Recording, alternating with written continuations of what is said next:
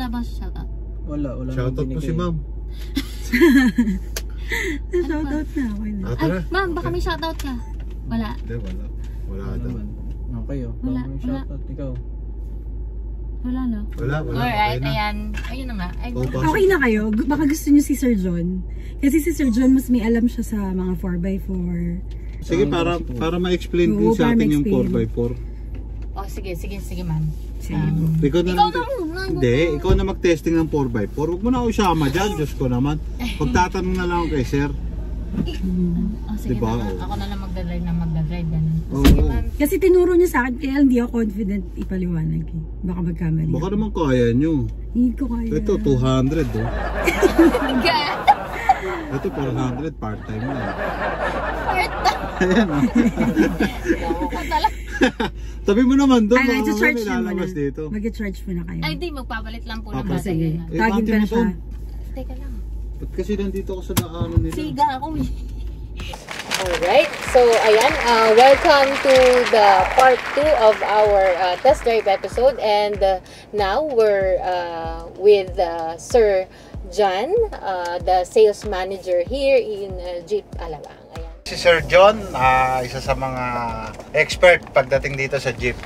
Sir, Hindi naman expert, sakto lang. May alam lang, hindi expert. May expert. Okay, sige, knowledgeable dito sa may Jeep Wrangler, Sahara. Sir, ang inaano po kasi namin is itong isang shape knob na yan. Para saan po yan? Okay, so as you can see, no, dalawa yung cambio niya. Apo. Meron siyang main na cambio, tapos meron yung maliit. So, Layo. it's a key characteristic of part-time four-wheel drive. Apo. So, meaning, pag sinabi mong part-time four-wheel drive, meron kang option to change it to two-wheel drive. Apo. So, currently, yung mode natin is at 2 high. So, the 2 high, ang gumagana lang sa kanya, yung rear wheels. 2 high pala yun? Yes, Kala ko 200. 200. 2 high. Gumagana sa kanya, rear wheels. So, sa rear wheels lang, ginagamit yon sa normal driving, sa mga kalye, sa mga highway, mga sa city ganon. driving. Oo. So, this one, ang default niya. So, like, kung ginamit mo siya mag-off-road, ginalaw mo ito maliit na cambio, tas uwi ka na, make sure na nandito yung position niya sa pinaka-forward. Okay? So, ito, meron siya siyempre 2 high. So, may 4-wheel drive siya. So, dalawa yung modes dito, may 4 high siya. 4 high automatic. This is the new feature compared dun sa lumang Jeep. Okay. Yung lumang Jeep kasi, 4 high manual lang. So, the 4 high automatic, ang use naman niya is shift on the fly siya. Meaning, kahit tumatakbo ka ng 60, pwede mo siya kung nakikita mo na need mo mag 4-wheel. So, what he does is, so, naka 2 high siya. Pag nakasense siya ng slippage or kailangan ng traction, additional traction, automatic, nagfo 4 high siya. Okay. Okay. So, siya, nagfo 4 high siya, pero 4 high, hindi nakalak yung center difference. Apo. So, okay. So, dun tayo. So, shift on the fly anytime. So, pwede mo siyang ilagay doon. Tapos, ang tawag nga nila, may term sila is shift it and forget it. So, kasi siya na magsiset nung kaya nga po. Oo, siya na yung magsiset. Shift it and forget it. Oo, siya na kasi yung magsiset nun. Oo, siya na nag-a-adjust para sa'yo. So, yung next mode niya is yung 4 high manual. So, meaning pag 4 high manual, pag nilagay mo siya dito, kailangan yung main cambio mo, when you engage that, naka-neutral lagi. Talaga? Okay. Neutral? Naka-neutral lagi. So, kahit tumatakbo ka, let's say tumatakbo ka off-road, medyo hindi naman masyado mabilis kasi wala namang kalye. Kasi di ba from drive to neutral, tinutulak lang. Hindi mo kailangan i-press. So tulak mo lang siya, tapos lagay mo siya doon. Pag nag-engage siya, nakalak na yung center diff. Okay. So ginagamit siya sa medyo hindi sobrang off-road. So yung mga tipong sobrang maputik, mga lahar, mga pag nagpunta ka sa Pinatubo, yung mga ganun, okay siya doon. Okay, para makapit. So let's say na-shift mo na doon sa 4 high, nag-lock yung center diff, pwede mo na siya ilagay sa drive ulit. So engage na yon. Okay, yun na Okay, so pagdating mo doon sa dulo nung pupuntahan mo, medyo off-road, may off-road naman na grabe. So ang gagawin mo naman, neutral mo ulit, medyo may effort, lagay mo na sa 4 low. So yun, pag nilagay mo siya sa 4 low, nakalak yung center diff, naka-off yung traction control, yung lahat ng manual controls, automatic controls ma-disengage. Pero kasi nagagamit mo lang siya at speeds at around more or less 20 to 30 kph. So ito naman, ang advantage naman siya, pagka gagapang kanya talaga. Oo. So yun yung... Baka hindi mahihirapan. Yun yung capability ng Jeep pagdating sa off-road. So kahit mabagal ka, I'm sure yung obstacle niya, madadaanan. Oo nga po. So again, pagkatapos nun, di okay na. Paglabas mo, akyat mo ulit yung cambio, neutral. Neutral. Basta itong tatlo na to, kailangan naka-neutral. Okay po. Yung Basta cambio. okay dito. Pero doon sa, yung sa kaliwa, yung 2 high, 4 high, okay lang yan. Anytime pwede ka magpalit. Doon sa kabila. Sa kabila nga po. Down lang naman, down up Opo. lang yun eh. Pero pag doon ka na sa right, kailangan naka-neutral. Okay, sa may manual na po. Yes. Kailangan Ang kasi naka-neutral noon, lagi. ang disadvantage kasi, minsan kasi nakakalimutan mo, naka 4 high ka, tapos lumabas ka na. Opo. Mapapansin mo, pag ginagamit mo, may resistance na siya na pag lumiliko ka kasi nakalock yung center differential. Ang tendency noon, pag hindi mo siya na-disengage, may possibility siya masira. So, yun lang yung natin. Hindi porket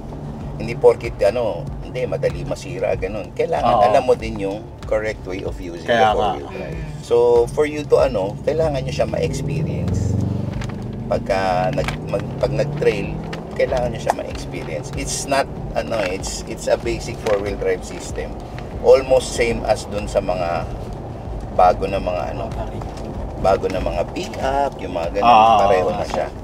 Kasi ang maganda sa kanya, very convenient. When shifting to four-wheel drive, lang siya, minor lang yung kailangan mong isipin. Oo nga. So, kakambyo ka lang, basta isipin mo lang, lagi nasa neutral, pag magfo-4 high lock ka, pag magto-2 high lock ka, 4 low lock ka, kailangan naka-neutral. Naka-neutral. Oo. Pero dito sa may automatic, kahit hindi na po, Yes. no? So, kahit mga 60 yung takbo mo, nakita mo, parang biglang umulan, tas medyo parang madulas, Oo. pwede yun. Para just in case na makasense ng slippage yung any of the 4 tires, magpo 4 wheel siya. Tapos pagdaan mo uli sa normal na road na hindi naman siya masyadong Tuhay na lang. magtutuhay siya mag-isa. Okay. Yun yung bagong feature. So yung sa old, wala. 4 high manual lang, tsaka 4 low manual. So yun talaga, kailangan aware ka doon na i-disengage. Ina-advise namin, pagka if you have free time, we have a club that does trails every other month. So maybe you can join, pahiram namin to, or sumama kayo, dadali namin to. Siguro we can, you can try. Kasi hindi talaga matatry dito. Hindi mo siya talaga. Wala talaga. Hindi mo siya talaga matatry. Kaya Actually nga po. ngayon, ang nagte-trend na ngayon is dati kasi noong 2016, 2017, ang trail events namin talagang yung extreme trail eh. So kailangan mga naka-setup. Ako, dinadala ko naman na unit, yung demo unit namin. Hindi mo naman siya pwede i-setup eh kasi yun yung dinidemo namin. Baka hanapin nila yung nilagay mo doon. Ba't nawala yung ganito rito? Ngayon kasi, medyo hindi na masyadong yun. Ang uso na ngayon is like overlanding. So yung parang camping-camping. The way, pagpunta mo doon, hindi na siya sobrang extreme na trail. So, may dadaanan kayo. Yung iba nga, may kalye pa. So, advantage is if you are a new Jeep owner and wala kang upgrade sa Jeep mo, all stock, pwede mo siyang gamitin. Kasi this vehicle is really off-road capable. Kaya nga po. Yun ang talagang main selling point niya is off-road capable siya kahit all stock lang. Kaya nga po. So ngayon sir, ang tatandaan mo ngayon, pag nakita ka lagi ng dalawa yung cambio, laging part-time yun. Part-time four-wheel drive. Pag wala siya nakikitang cambio, tapos sinasabi four-wheel drive, either all-wheel drive yon or electronic yung shifting ng four-wheel drive. Okay. Pero kasi this is the most basic and safest na four-wheel drive system na madali. Pag naintindihan mo to, okay ka na sa lahat. Nga po. Okay ka na sa lahat. So kahit pumasok ka dun sa yung D-switch lang o kahit sa okay ka na. Oo nga pala, rotary nga pala Yung mga iba, yung mga iba or dipindot. Nga po. Di ba ikaw pipindot kung anong four-wheel? Lahat yon electronically controlled yon. Since electronically controlled siya, syempre pag in-offroad mo, may tendency rin siya na mag-malfunction pag nilusong mo sa river, nilusong mo sa gano'n. Tayo naman, meron din tayong gano'n, pero kasi inaral naman nun na it was designed like that na all the necessary electronic parts are placed on top of the engine. Nga po. So tapos yung yung water fording depth niya is around 760 mm, so hanggang dito sa may gitna ng hita mo. Pag inano mo siya, pag dinaan mo siya doon, mababasa lang siya pag sobrang lalim. Tsaka ano yun, ang basic ano pag water fording, huwag kahinto. Opo, Huwag kahinto. Basta dire-diretso ka lang. Kasi once na diretso yung takbo mo, yung tubig hindi yan pupunta eh. Gaganon lang yan sa gilid mo eh.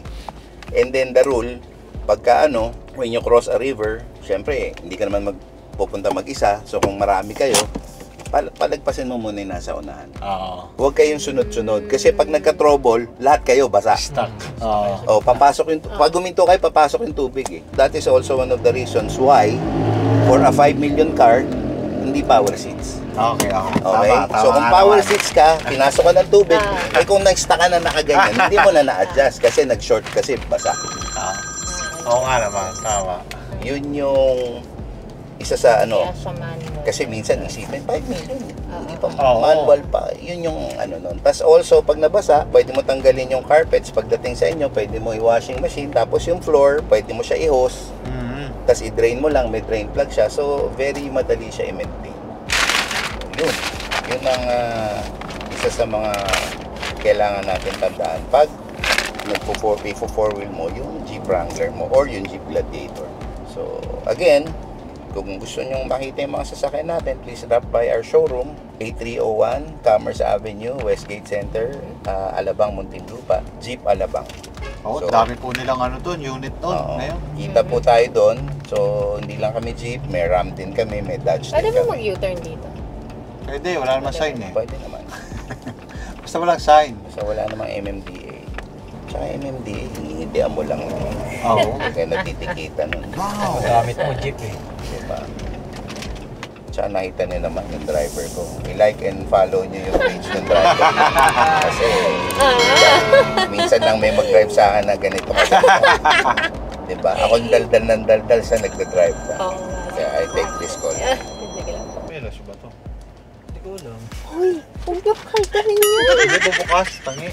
Sinasarado ko nga eh. Baka makita niyo yung milyones ko. Makita yung pambili ko ng Wrangler dyan. Charet. Mamaya mapautang tayo. Sobrang behave ko nga eh. Oo, hindi talaga to yung Hindi forte niyan ako to. mag-drive eh. Pero ito talagang sasakyan na to, bagay na bagay ito sa mga gusto mong adventure. Hindi siya kasi, ang maganda kasi sa kanya, marami ng ladies ngayon nung gumagamit ng ganito. Kasi parang feeling niya, or feeling niya na kahit saan ako pumunta, makaka-uwi ako. Kahit pumaha, kahit magkakaroon ng capable kotse ko, makaka-uwi ako. May peace of mind ka naman. Yes. Anytime pwede ako umuwi. Actually, pag nag-off-road kami, ako yung nagkakantak nung briefing. So may pa talaga yan? Ako nagkakantak nung briefing Hindi kasi, kung paano siya gamitin. Kasi kung new owner ka, medyo complicated talaga yan. Pero sa... Importante sa amin yun na kung mag-off-road ka rin lang at gagamitin mo yung 4-wheel drive, matuto kang gamitin ng tama. Tama. Kasi pag hindi mo nagamit ng tama, nasira yan, pupunta ka dito. Ba't ganito nasira? So kailangan mo ding maipaliwanag na ganito po yung paggamit. Hindi basta-basta. Ito, very common mistake yung hindi nilalagay sa neutral. Opo. Hindi nilalagay yun. So minsan, okay, minsan hindi.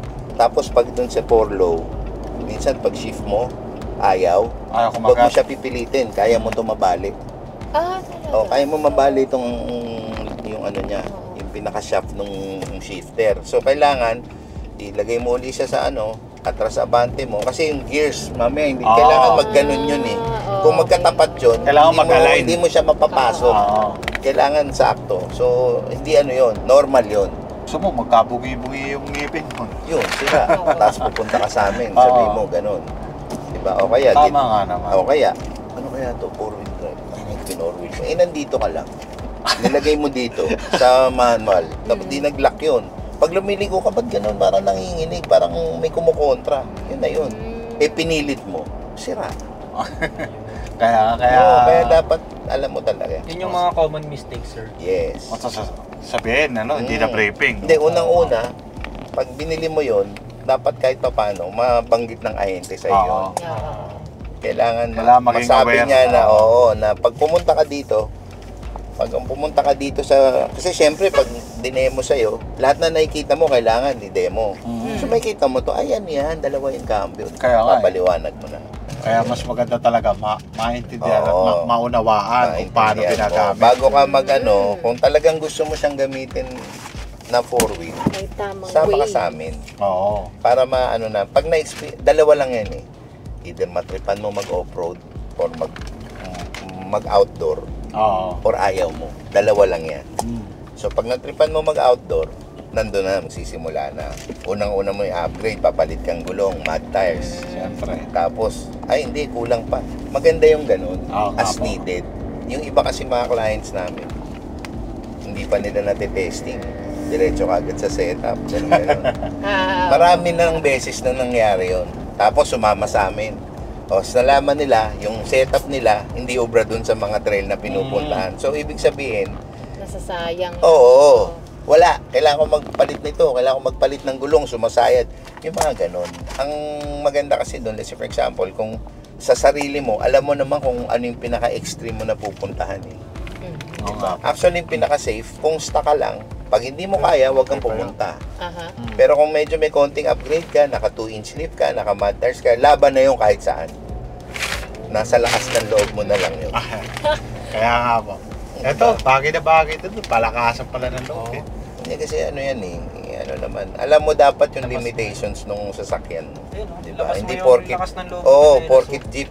Magaling sa off-road. Pero ibig sabihin, kahit saan na kahit di kaya, pwede ko. Hindi yun. Ipipilit, no? Meron ka ding meron din siyang, depende dun sa ginawa mong upgrades, meron din siyang limitations kung hanggang saan lang yung kaya niya.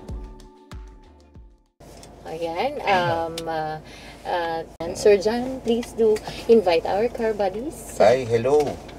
Salamat at stay tuned dito sa channel nila. So, I am the sales manager for Jeep Alabang. Please come and visit us and see all the Jeeps that we have, the Dodge and the Rams here. We are located at A301 Westgate Center, Commerce Avenue, Philinvest Corporate City, Alabang, Muntinlupa City. Please don't forget to like, share, and subscribe to our YouTube channel, to RVPH, and hit the notification bell para lagi kayo updated sa susunod naming videos. Thank you so much, Once again, Sir maraming John. salamat po, Sir John. Everybody, see you on our next Okay. Video!